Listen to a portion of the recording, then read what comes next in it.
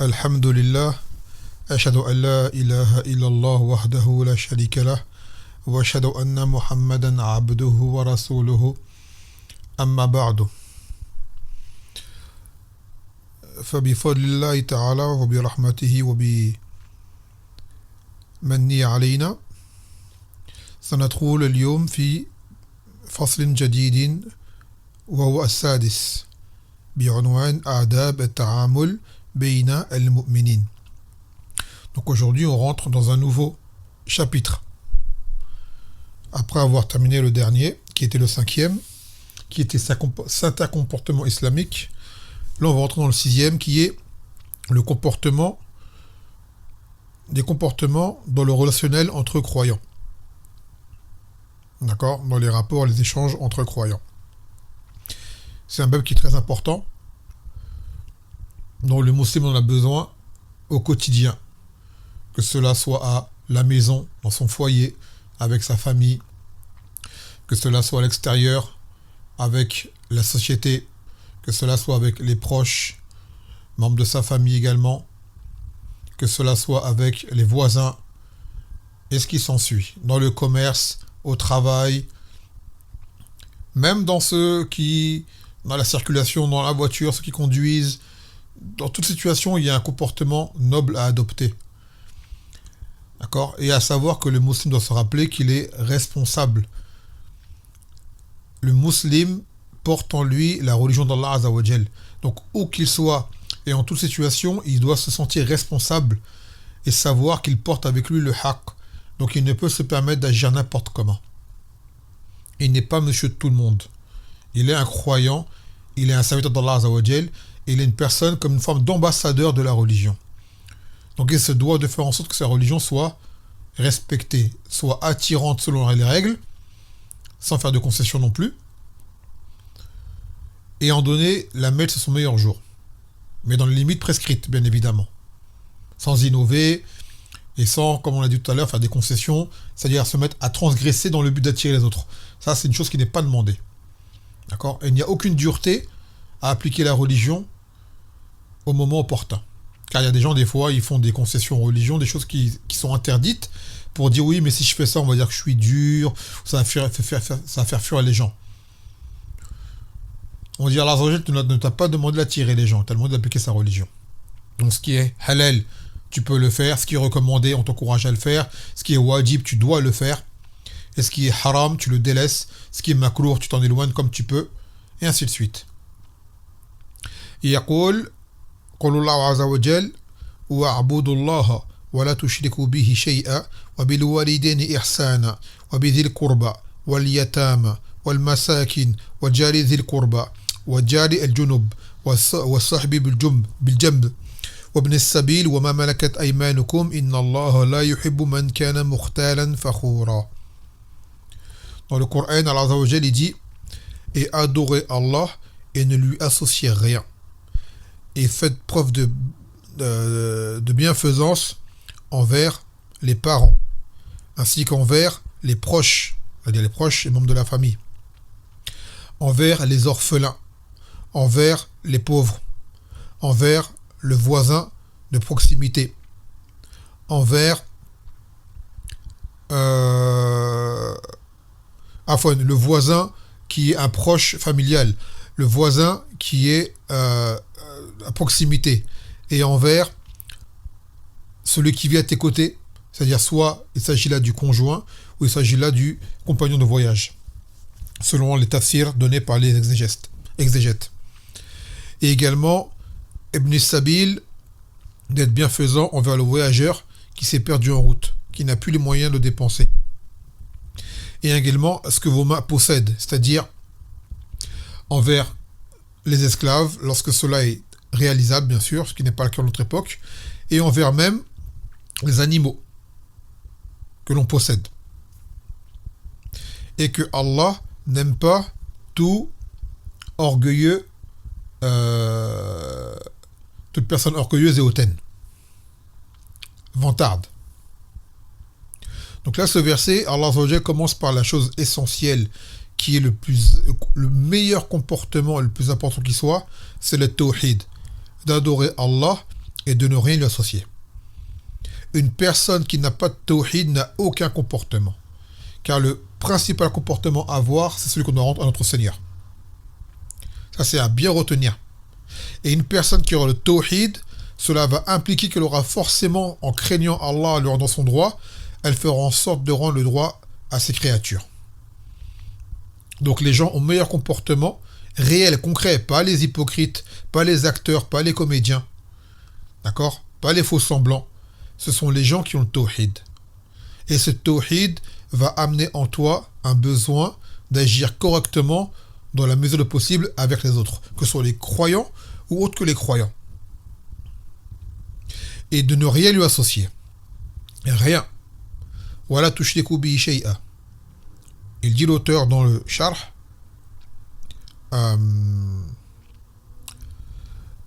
ولا تشرك به شيئا لا نبيا ولا ملكا ولا وليا بل ولا أمرا من أمور الدنيا فلا تجعل الدنيا شريكا مع الله. Il a dit qu'il ne faut rien associer à Allah. Rien du tout. Ni un prophète, ni un ange, ni un wali, ni aucune chose qui soit relative à la dunya. D'accord? Car si jamais tu donnes trop d'importance à cette dunya, comme il dit, cela peut en faire un associé à Allah Azza wa Jal. وَالْإِنسَانِ إِذَا كَانَ هَمُّهُ الدُّنْيَا كَانَ عَابِدًا لَهَا. Que si la personne attache trop d'importance à la dunya, elle en deviendra un serviteur de cette dunya. Donc le Nabi sallallahu alayhi wa sallam il dit Ta'isa abd al-dinar, Ta'isa abd al-dirham, Ta'isa abd al-khamila, Ta'isa abd al-khamisa. Il a dit que périsse le serviteur des dinars, les serviteurs des dirhams, les serviteurs des vêtements ou des étoffes luxueuses, c'est-à-dire les choses de la dunya. Car aujourd'hui les gens se battent et ne voient la valeur des autres qu'à travers la dunya. Comment il s'habille, les marques qu'il porte, la voiture qu'il conduit, sa maison, son salaire. D'accord? Et les gens ne le voient qu'à travers cela. Cela va de leur paire de chaussures jusqu'à leur couvre-chef. Que tout doit être une chose de marque et de valeur. Pourquoi? Car c'est par cela qu'ils se reflètent et qu'ils pensent avoir de la valeur. Les gens arrivent même à faire et principalement les femmes, même à changer leur corps pour se donner une valeur aux yeux des gens. Ils en arrivent à changer la créature d'Allah Azza wa Jal, la création d'Allah Azza wa Jal, insatisfaits de leur corps et de leur allure pour pouvoir plaire à la créature. Car les gens ne reflètent leur valeur qu'à travers l'esthétique, le superficiel et le matériel, malheureusement. Et non pas à travers la taqwa. Comme qala ta'ala, inna akramakum indallahi atqakum. Que le plus noble auprès d'Allah parmi vous, c'est celui qui le craint le plus. Mais aujourd'hui, ce n'est pas ça qui, malheureusement, ce n'est pas la base des gens actuellement. Et même des musulmans, je parle. Même des musulmans. Les musulmans sont devenus très accrochés à la dunya. Extrêmement accrochés à la dunya. À tel point que certains ont fait que la dunya passe devant leur din et ils font que leur din est secondaire. Ça veut dire d'abord la dunya et après la religion.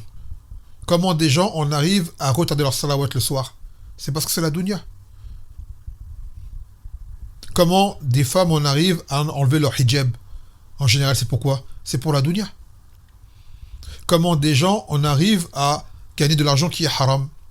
C'est pourquoi? C'est pour la dunya. Et ainsi de suite. Tout pour la dunya. Dans le Coran, elle a dit ذَلِكَ بِأَنَّهُمْ اسْتَحَبُّوا الْحَيَاةَ الدُّنْيَا عَلَى الْآخِرَةِ وَإِنَّ اللَّهَ لَا يَهْدِي الْقَوْمَ الْكَافِرِينَ. Et cela du fait qu'ils ont préféré la vie de ce bas monde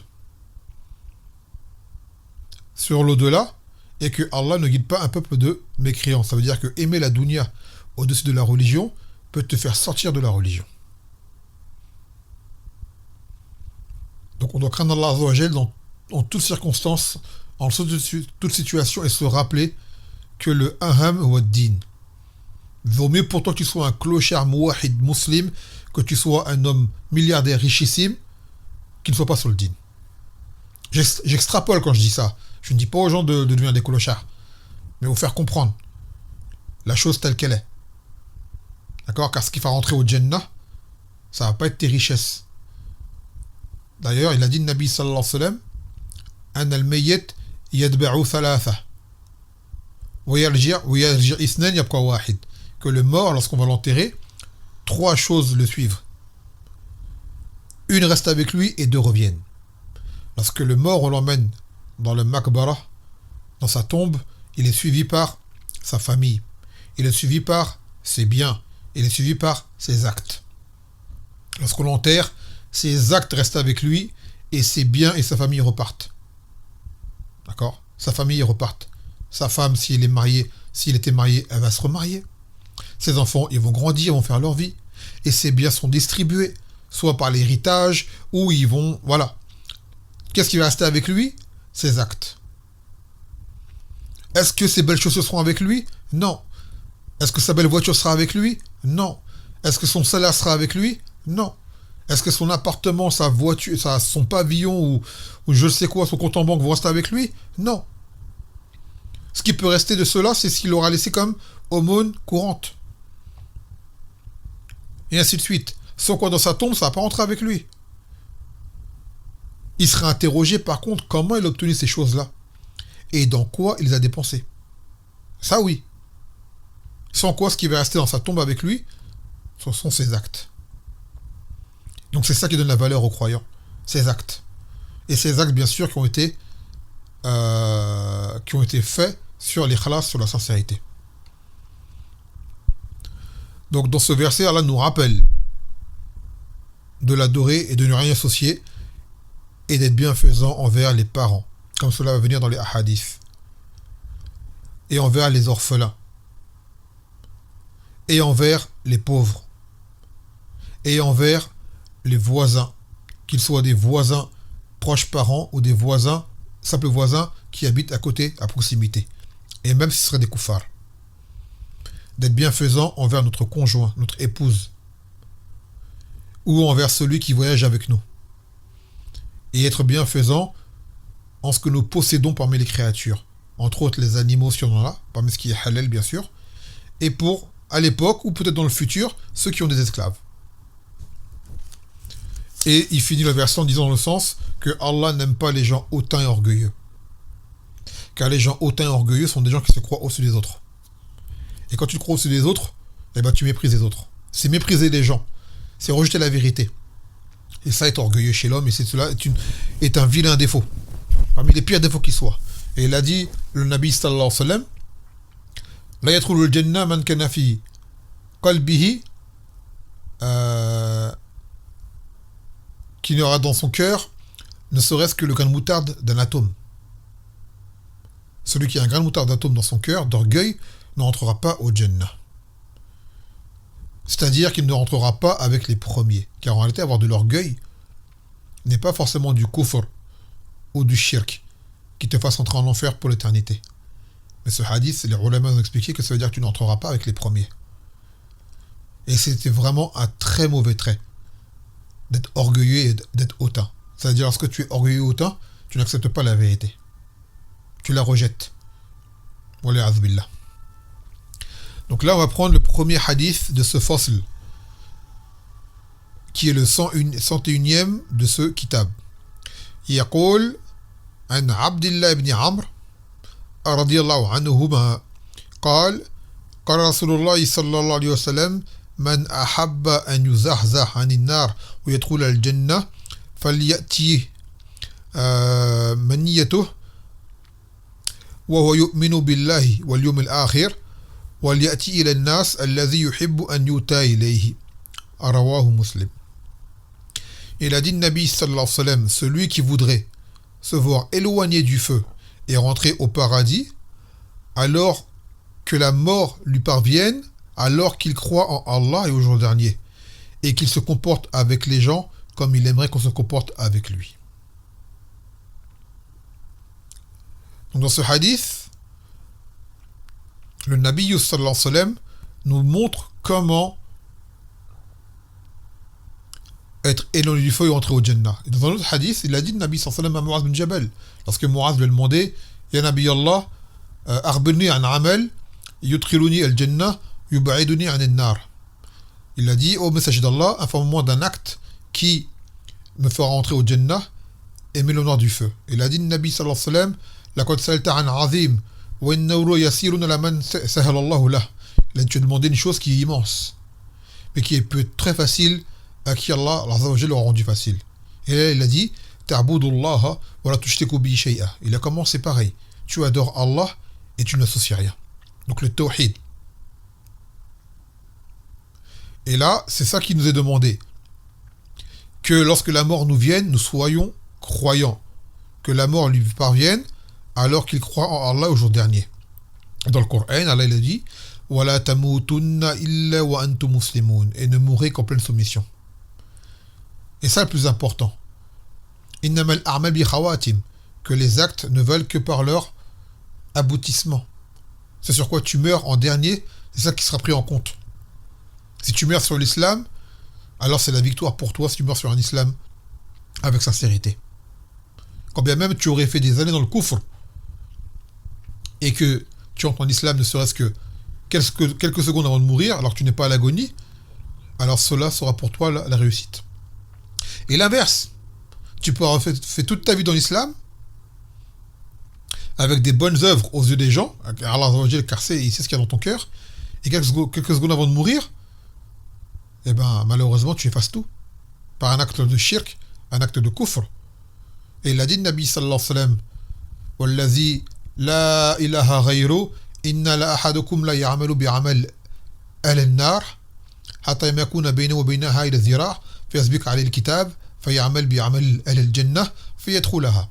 Il a dit par celui dont il n'a d'une divinité en dehors de lui, l'un d'entre vous fera des œuvres des gens du feu toute sa vie, jusqu'à ce qu'il soit à une coudée du feu, puis son livre le rattrape, c'est-à-dire son destin, ce qui lui a été écrit, puis le voilà se mettre à faire les actes des gens du paradis, puis il y rentre. Et l'inverse, d'accord ? Et l'inverse également, qu'il fera des œuvres des gens du paradis, puis son livre le rattrapera, et au final, il fera les actes des gens du feu, et il finira par y rentrer. Donc ce qu'il nous a demandé, c'est de mourir sur l'islam. Et une parole de Cheikh Albani qui a été grandement rapportée, il a dit, le but n'est pas d'arriver au bout du chemin, car le chemin n'a pas de but, il n'a pas de fin, on va dire, c'est un chemin, c'est toute ta vie. Mais ce qui est demandé, c'est de mourir en étant sur le chemin.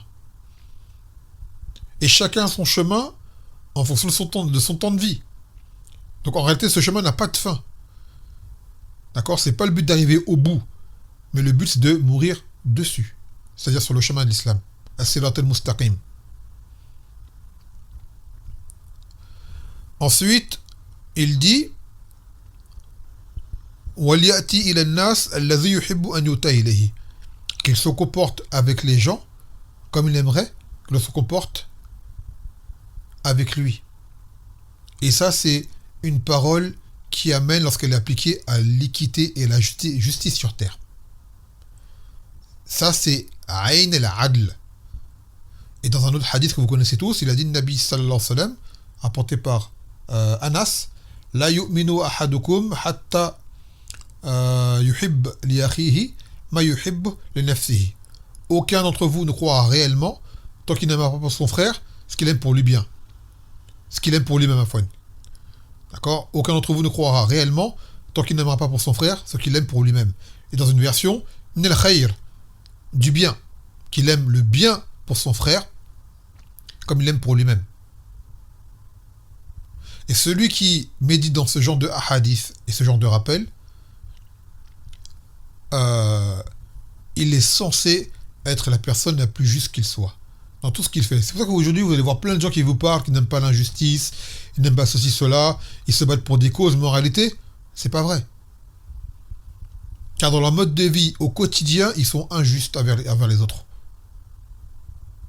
Déjà, en premier lieu, celui qui n'adore pas Allah sans lui associer, il est déjà le roi des injustes. D'accord ? Inna shirk la zulmun azim, comme a dit Ta'ala, que le shirk est une injustice manifeste. Donc la première des injustices, c'est le shirk. Et toute personne qui commet des injustices, qui commet des péchés, on va dire, aura commis une injustice. Qu'elle soit à son insu, du moins à ses dépens, ou à ceux d'autrui. Donc lorsque tu aimes pour les gens le bien que tu aimes pour toi-même, tu ne fais de mal à personne. Tu ne mens pas aux gens. Tu n'escroques pas les gens. Tu ne trompes pas les gens.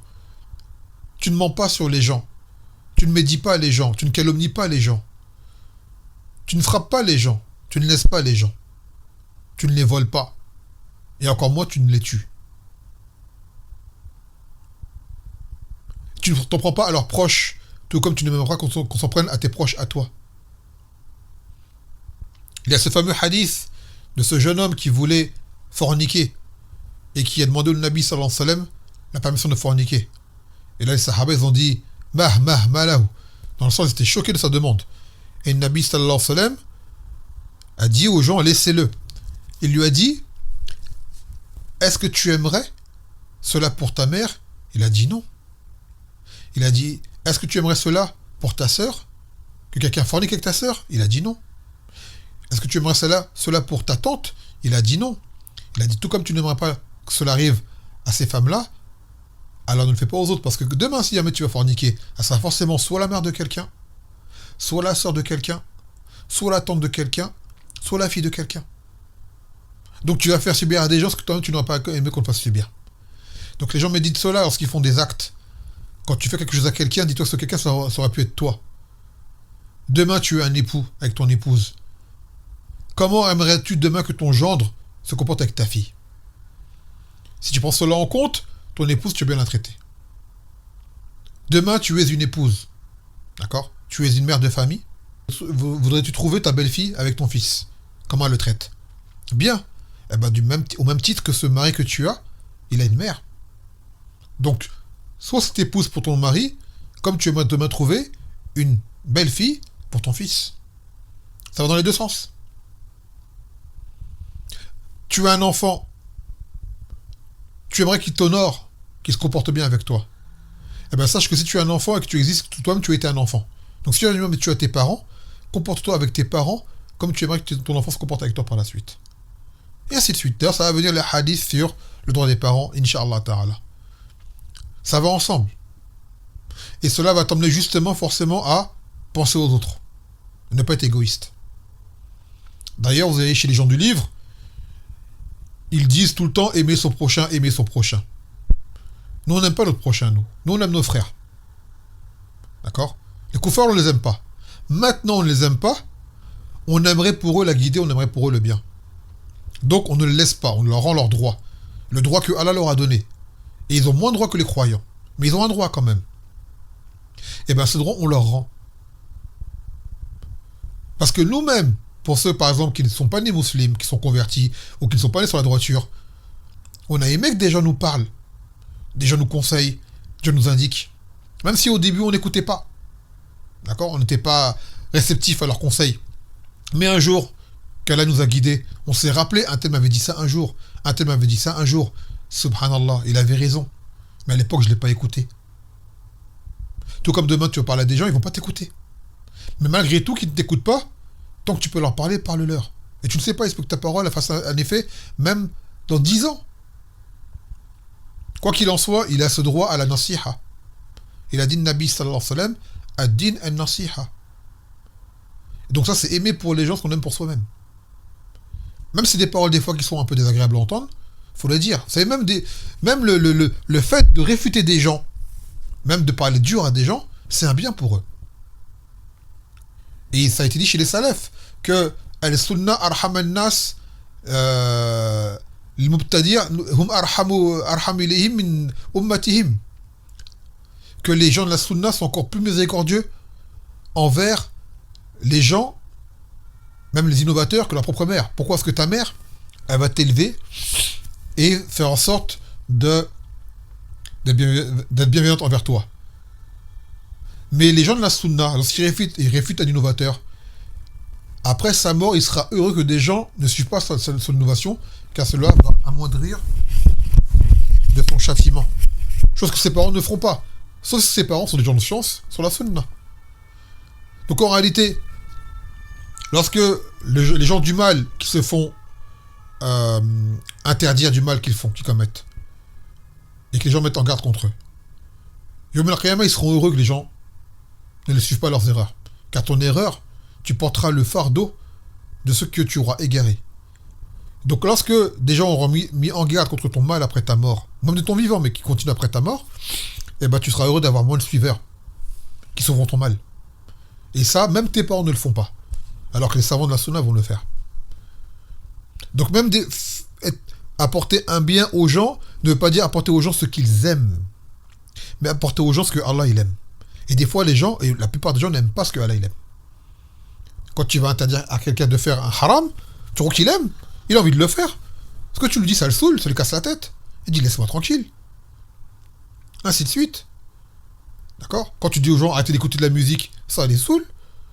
Quand tu dis aux gens de ne pas se mélanger les hommes et les femmes, ça les saoule.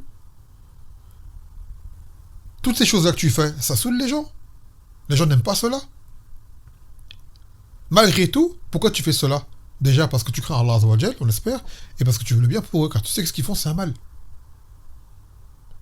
Donc c'est important de dire que tu veux pour les gens le bien, et non pas ce qu'ils aiment. C'est comme les parents avec leurs enfants. Combien de fois on doit gronder nos enfants? Peut-être même être amené à les frapper s'il le faut. Frapper, personne n'aime cela. Quelle mère aime frapper son enfant? Quel père aime frapper son enfant? Personne. Mais des fois, peut-être tu es contraint. D'ailleurs, il faut le faire pour la salat. Il a dit le Nabi sallallahu alayhi wa sallam, parce que l'enfant là, il va 10 ans, il ne fait pas la salat, il faut le frapper. Est-ce que c'est agréable de le faire? Non, mais on sait que c'est un bien pour lui. Pour qu'il comprenne l'importance de la salat. Et en d'autres circonstances, pareil. Qui est-ce qui aime se disputer avec son épouse ou avec son époux? Personne, mais des fois, il faut. Il faut sévir. Des fois, il faut savoir mettre des points sur des i, quitte à lever le ton, pour se faire comprendre. Mais il faut que le but soit une réforme, une amélioration. Et normalement, on est tous passés par cela, on y passera encore. Mais chacun, d'accord, on se comporte avec chacun selon le droit qui lui revient. Donc là, ce qui est dans ce hadith qui est demandé, c'est si jamais tu veux que Allah t'éloigne du feu et te fasse rentrer au Jannah, de mourir sur la foi. Premièrement. Et secondo, de te comporter avec les gens comme tu aimerais qu'on se comporte avec toi. Ça, c'est la clé de la justice. C'est la clé de la justice. Si ce hadith était pris en compte et appliqué et médité, vous voyez beaucoup moins de mal sur terre. Cependant, ne comprennent que ce qu'ils doivent comprendre. Allazina wafaqahumullahu azza wa jal. C'est tout, malheureusement. يقول فوائد الحديث. أولا فضيلة الثبات على الإيمان وأنه من أسباب دخول الجنة والنجاة من النار. Ce qui montre le mérite de la fermeté sur la foi. Et cela est parmi les causes qui font rentrer au Jannah et qui secourent du feu. ثانيا أن من علامة الإيمان أن يحب المسلم لأخيه ما يحب لنفسه ويكره له ما يكره لنفسه. Et parmi les signes de la foi également, c'est que le musulman aime pour son frère ce qu'il aime pour lui-même. Mais on précise qu'il aime pour lui-même comme bien. Car souvent on aime pour nous le mal. Comme Allah Ta'ala, Inna an-nafs la'ammaratun bis-su, que l'âme incite au mal. Donc on aime pour eux ce qu'on aime pour nous-mêmes comme bien. C'est très important comme condition, comme bien. Et on déteste pour eux ce qu'on déteste pour nous-mêmes, comme mal. ثالثا أن من أسباب فوز العبد ونجاته في الآخرة أن يعامل الناس في الدنيا بمثل ما يحب أن يعاملوه به. Et parmi les causes qui amènent à la réussite dans l'au-delà, c'est de se comporter avec les gens en ce bas monde comme on aimerait qu'ils se comportent avec nous. رابعا أن المرأة إذا يحب لنفسه السلامة لا يكون كالمطففين إذا كان الحق له يريد أن يصل إليه كاملا وإذا كان لغيره لا يعطيه إلا إياه كما يحب أن يعطاه هو. Et lorsque les gens aiment pour eux-mêmes justement cette justice et cette préservation, on dirait comme ça, il ne faut pas qu'ils soient comme les mutaffifin. Mutaffifin, vous connaissez dans le Coran, la sourate, les fraudeurs. Wailul lil mutaffifin, alladhina idha iktalu ala an-nas yastawfun wa idha kaluhum wa wazanuhum yukhsirun.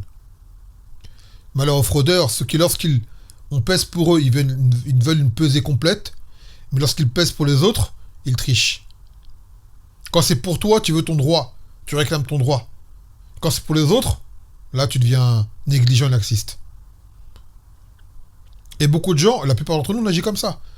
Quand c'est pour... Pourquoi les gens là dans la rue, ils font des manifestations, ils font des grèves, ils font... Pourquoi? C'est pour leur droit à eux qu'ils font ça. Vous croyez quoi? C'est pour leur droit à eux qu'ils font ça.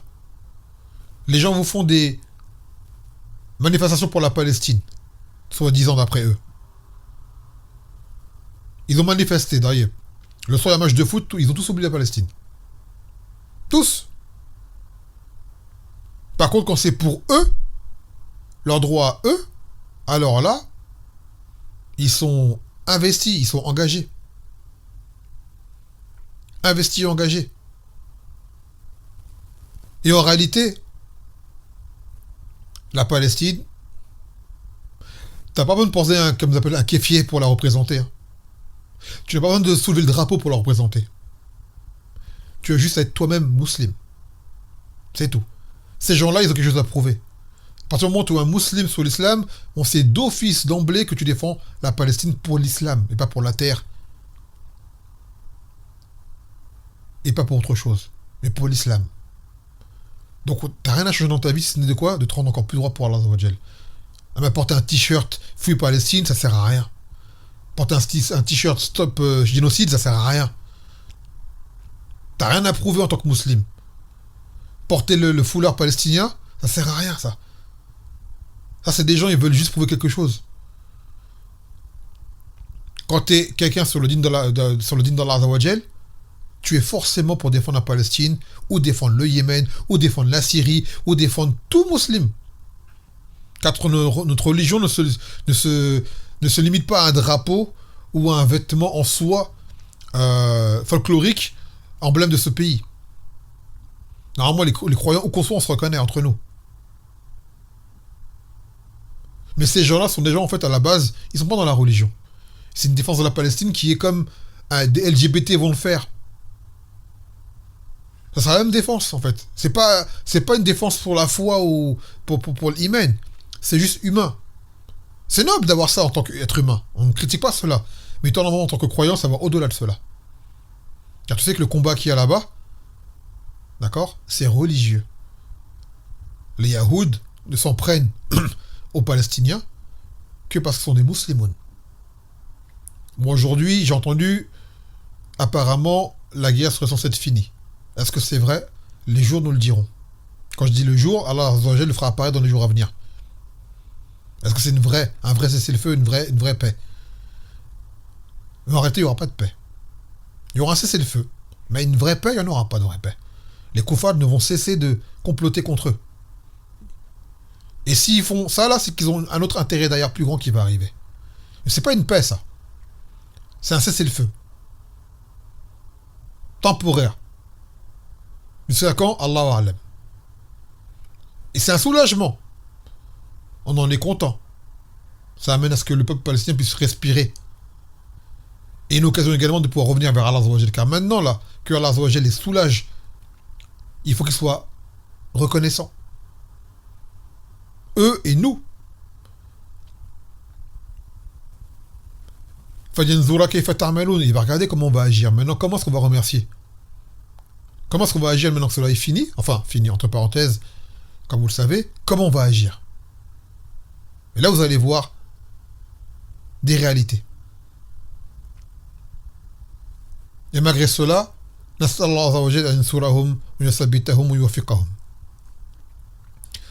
ensuite, on disait,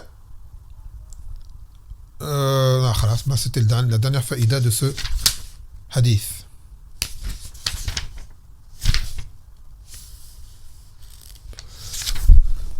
Donc je pense qu'on prendra les autres hadiths. Je vais en prendre deux, mais on va en prendre qu'un seul. car les deux prochains sont liés, c'est le droit des parents et les droits des proches. Donc on les fera, et les droits des voisins d'ailleurs également. On les fera ensemble, bi'idhnillah ta'ala.